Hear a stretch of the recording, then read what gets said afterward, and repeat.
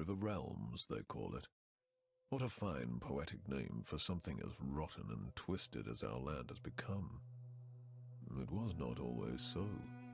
Long ago, the old empire, the noblest and most enduring society created by humankind, spanned almost the entire continent of Zerine, the cradle of man. But after several millennia of progress and incomparable achievements, inevitably, the empire began to fall into stagnation and decadence.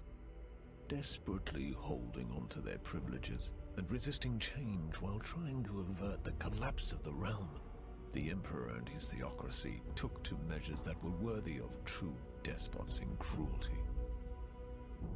Subjugating weaker realms, enslaving whole nations, strip-mining foreign resources, oppressing imperial citizens, war on several fronts, genocide. Eventually, the gods could no longer tolerate such horrors wrought in their name. Foretold by an abundance of divine omens, they descended upon the empire to right its wrongs. Thus, in a chain of dreadful events that became known as the Calamity, they annihilated the empire in a matter of days.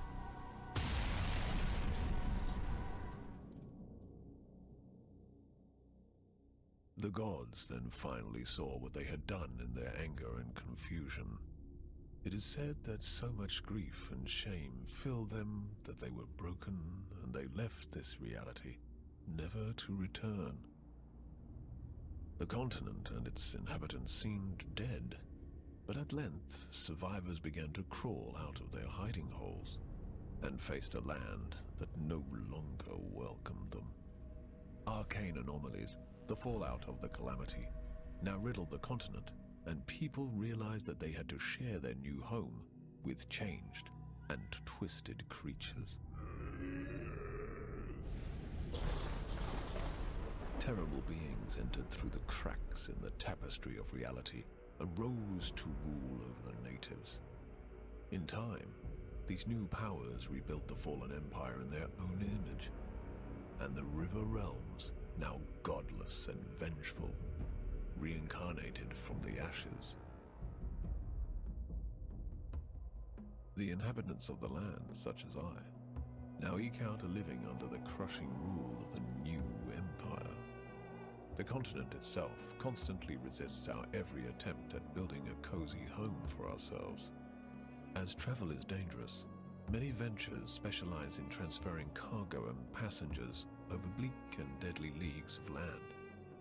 Others try to take everything of value from said travelers, or attempt to find buried treasures among the ruins of the old empire.